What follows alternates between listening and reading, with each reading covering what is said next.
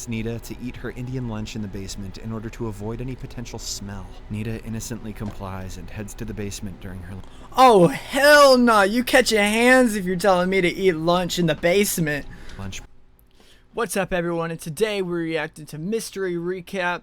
We're watching, basically she has to kill somebody every day to stop the apocalypse. Let's get it. Let's go.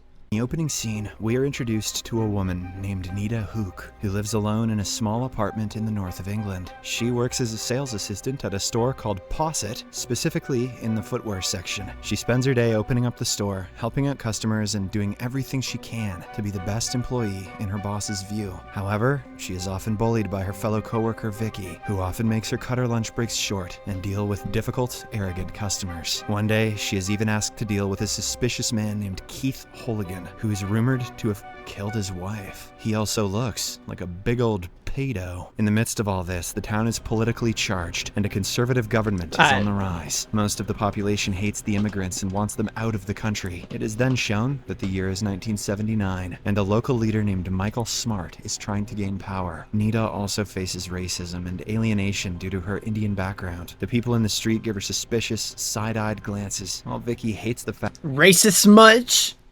that she eats Indian food. A combination of these negative experiences makes Nita harbor violent fantasies when she meets arrogant customers, but she never acts on them. One day at work, the manager, who seems to have been tipped by Vicky, asks Nita to eat her Indian lunch in the basement in order to avoid any potential smell. Nita innocently complies and heads to the basement during her Oh, hell no. You catch your hands if you're telling me to eat lunch in the basement.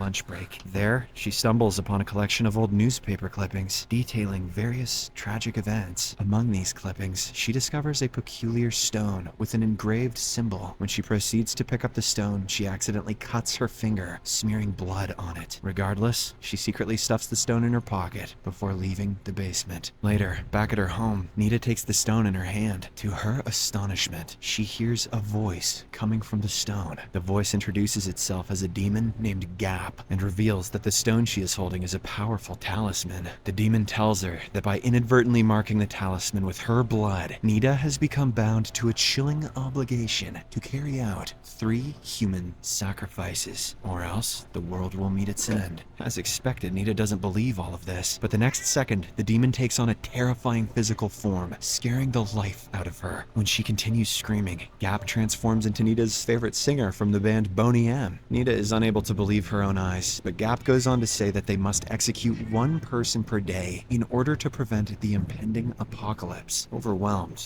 and uncertain, Nita initially considers the entire situation to be a mere hallucination and tries to ignore the entity's demands. However, Gap removes her doubts by revealing a glimpse of a world in ruins with a simple snap of his fingers. He's like, welcome to hell. Nita storms out into the dark night and comes across a 39-year-old man named Tim Simons, who is walking his dog under a bridge. Gap, who follows her everywhere, urges her to make her first sacrifice. When Nita hesitates, the demon— Hold up.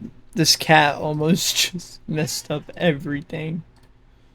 Okay, we're good. claims that Tim is a bad person who preys on his own 12-year-old daughter. He even shows her a vision of that disgusting scenario. This is enough to persuade Nita, and filled with rage, she uses a brick to strike Tim on the head, killing him instantly. However, right after she commits the deed, she returns home and throws up. She is unable to sleep the whole night as the memory of what she has done weighs heavily on her mind. At one point, she even contemplates surrendering herself to the police, but Gap stops her, warning her that failing to complete the remaining 2 sacrifices will result in the apocalypse. The demon advises her to pretend as if everything is normal, so that she can avoid arousing suspicion from anyone. The next day, the police find Tim's lifeless body beneath the bridge and start an investigation. Meanwhile, Nita goes about her usual routine at work, pretending as if nothing has happened. Gap continues to follow her, persistently encouraging her to select her next victim. However, Nita ignores him and heads straight back home after work. When she spends the entire day without killing anyone, Gap warns her that failure to do so will trigger an apocalypse, and even shows her news of a potential nuclear war between Russia and the US as evidence. This makes Nita realize that he is speaking the truth. So, she selects a weapon of choice, which turns out to to be a hammer. She then heads to the local bar for a drink, hoping it will give her some courage. At the bar, the two spot Keith, and Gap confirms that the man indeed killed his wife. This means that Keith is perfect for their next target. He also still looks like a big old pedo. Meanwhile, the bartender and a barmaid notices something amiss about Nita. She appears to be talking to herself, unaware that she's communicating with Gap. A short while later, Nita follows Keith out of the bar and approaches him, who then invites her to his place. As soon as they arrive, Nita takes out the hammer from her bag and gets ready to kill him. But just then, a scared Keith confesses that he is a bad person and that he feels guilty about everything he did. Despite this revelation, Nita, with only 6 minutes until midnight, strikes Keith in the head repeatedly until he dies. Later, as she is about to leave the house, Keith's brother Chris enters and notices Nita with her blood-stained jacket. In an attempt to erase all evidence, Nita ends up getting in a scuffle with Chris and stabs him fatally with a kitchen knife. Upon returning home, Nita is racked with guilt because this time she killed an innocent person. Nonetheless, Gap insists she must move on from the incident as her assignment of killing 3 people is now fulfilled. But surprisingly, the talisman's symbol still indicates that the apocalypse has not been averted. Perplexed, Gap contacts his higher authorities to inquire, only to learn that Keith's death does not count towards the ritual's completion because they can't kill murderers as part of the ritual. It means that Nita must still take one more life to fulfill her task. This infuriates Nita, and she puts the blame on Gap, also claiming that she won't carry out any more murders. However, the demon admits that he wasn't aware of all this. Furthermore, he reveals that not completing the task would make him fail his initiation, and he'd be banished to oblivion forever. Hearing this, Nita empathizes with Gap's situation, feeling a connection as an immigrant who struggles to find a sense of belonging, particularly after her mother's passing. Hence, she reluctantly agrees to undertake her final task.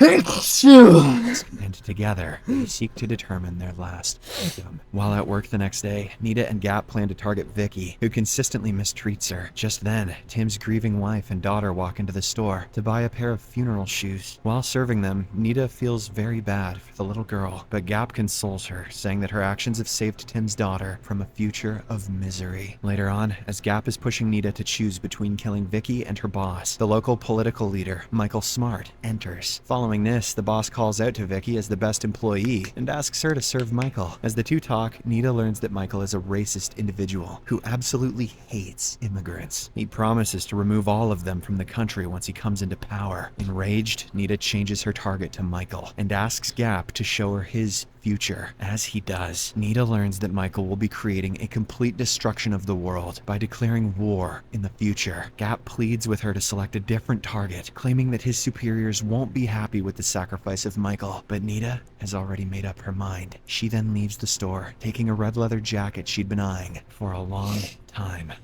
Now she kinda looks like a pedo herself. On the other hand, a team of police officers led by Len Fisher is investigating the initial murder. As they struggle to solve the first case, they come across the deceased bodies of Keith and Chris. Upon investigating further, they learn that Keith was at a local bar the previous night, prompting them to head towards the site. The bartender tells them that he saw an Indian girl acting weirdly, referring to Nita. In addition, the barmaid also discloses that Nita drank 2 glasses of alcohol alone, and on top of that, she was muttering to herself. Later in the evening, Len visits Nita's residence to conduct a formal inquiry. He questions her about Keith and whether she saw him at the bar the night before. Cleverly, Nita pretends that she does not know Keith and has never heard of that name before. With this response, she manages to dismiss the police officer. After Len leaves the house, she goes back to Gap and continues planning Michael's murder. A few hours before midnight, Nita and Gap drive to the town hall where Michael is giving a speech and wait for him outside. Unbeknownst to them, Len, who is still suspicious of Nita, follows her to the town hall. As Michael walks out of the hall and starts driving away, Nita pursues him. While pursuing Michael's car, she notices Len through her mirror, but she manages to shake him off her tail when they pass through a closed railway crossing. After a little bit of a car chase, Nita hits Michael's car, causing him to lose control and skidding him off the road before hitting a tree. Although injured, Michael survives the accident. Seeing this, Nita retrieves her hammer from her car and walks towards Michael with the intention of killing him. However, before she can do so, Len arrives at the scene and intervenes, preventing her from carrying out the gruesome acts. After this, Nita is handcuffed and taken into custody. At the police station, Nita confesses everything, including the existence of the demon Gap and the dire consequences she was told would occur if she didn't fulfill the killings. She explains how she believed that not carrying out the murders would trigger a nuclear war, causing global devastation. However, this only makes her look like she's mentally unstable. As the minutes count down and the clock strikes midnight, an eerie